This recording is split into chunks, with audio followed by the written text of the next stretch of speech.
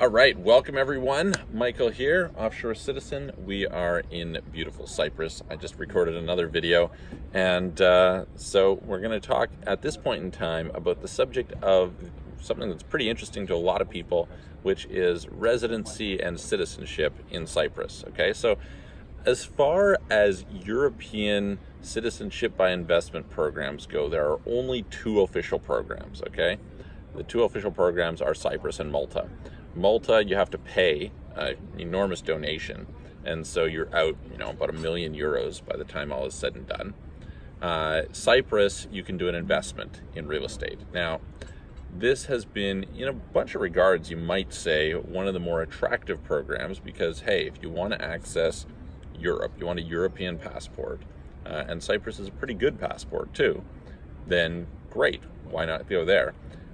If you can afford the investment. Now, the downside, of course, is the property is probably quite overpriced. So realistically, you're going to lose a lot if you end up selling that property. Realistically, you're going to lose a lot in opportunity cost by purchasing the property. But that being said, it has been an option. Now, they've been tightening it up. Now, there are, of course, unofficial options. There's Hungary, there's Slovenia, there's maybe Croatia, Romania, and then Bulgaria has a lengthier one that isn't really in the same caliber.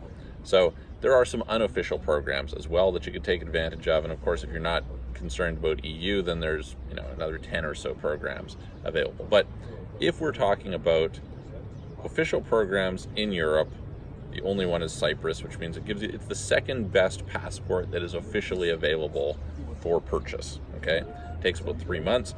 Now, I mentioned they're making it harder. So what's happened over the last little while is they had a lot of Russians coming here. And it's the kind of Russians, Chinese coming laundering money and doing it in part via the citizenship regime.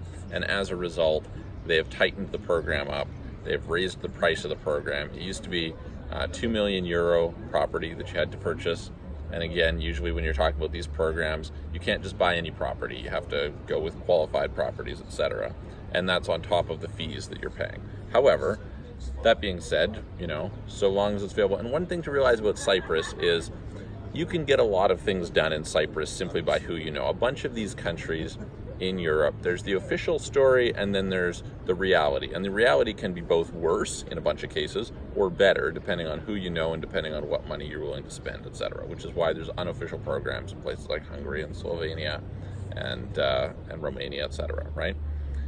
So, all right, it is possible to work all kinds of things in Cyprus. That's the bottom line. And that's very good for the right people. If they have the right connections, they can make it happen. Although the pressure from the European Union, from the OECD, etc., is growing in Cyprus, and it's making it a little less attractive. However, we're here. It is November, at the end of November. It's like the 21st or something right now.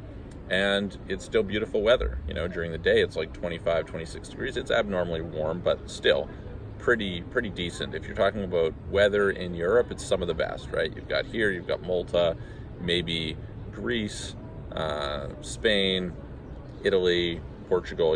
It's one of these nice countries in terms of the weather. It's got beautiful sea, beautiful coastline. Actually, right now, people are still swimming. The water's like 24 degrees, so fantastic. We like that. You can get some pretty nice properties here. There's a lot of development that's going on. Is it overpriced? Yeah, maybe. There's maybe some opportunities for investment right now because the property market has been going down and there's been some more foreclosures coming in that have happened previously. So for somebody who's interested in investing, that's an opportunity. And this brings us to the second part, which is aside from being able to get citizenship, you can also get residency here.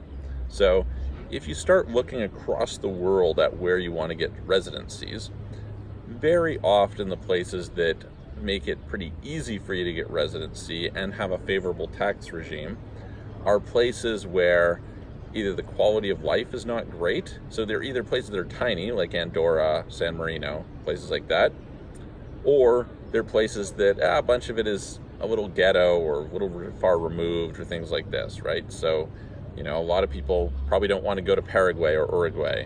They probably don't want to go. A bunch of people don't like Thailand as a place to live.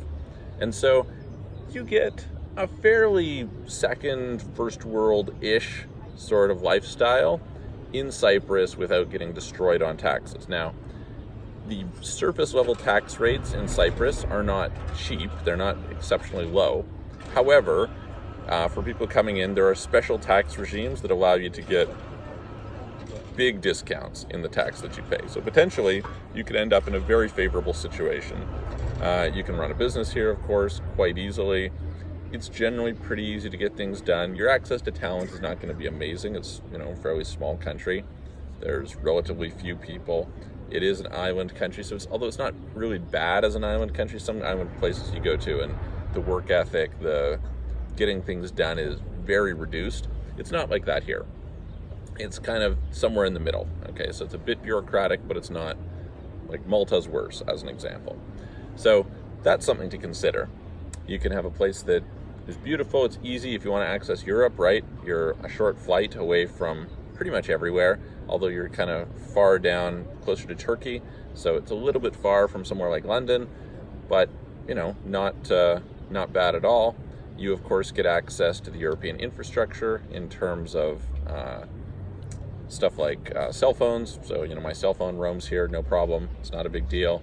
And so in these respects, Cyprus is a pretty reasonable place to consider. I would say that if you're looking at a place to go live, where you want to get things done, you want to work, you want to establish a base, you want to have a favorable tax regime, you want to have not too difficult a time being able to become resident. So there's a couple different residency schemes here. One, you can buy real estate again. It's, I believe, 300,000 euros invested into property, and you can go through their residency program. There's obviously some fees on top of that, things like this, but still not a horrible situation, fairly easy. The advantage as well is if you stay here for 7 years, you can get their citizenship. So after, I think it's like 5 years, you can get permanent residency, and after permanent residency, you can move to citizenship. So you don't even necessarily have to do that large investment in order to become an EU citizen. It's a country that's going to be less likely to police a bunch of things, so that's also helpful and is going to give you certain advantages.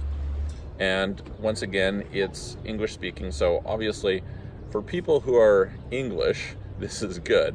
For people, I'd say, who are international, because English is such an international language, it gives you a little bit greater ease in getting around than, say, if you're in Bulgaria, right, where people don't speak as much English. Russians come here a lot, so the Russian community is fairly strong. You're not going to have a problem in that regard. There's a fair amount to do, fair number of places to eat, although if you're into, say, vegetarian options, then there's less. It's more Greek in terms of its influence. And yeah, so it's pretty nice. Like, I would recommend coming and visiting it, at least checking it out, see what you think.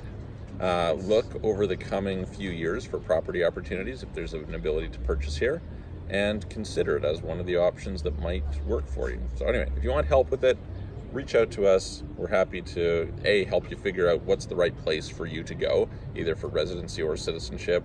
Whether it's what's the cheapest option or the option that's going to give you the best visa-free travel, where's the best value, as well as, hey, if you want to live, you want to do business, etc., what are your best options from a residency standpoint? So happy to help you with all of those and take you from where you're at now right through to actually completing and getting it done. And so reach out to us. Look forward to talking to you on the next video.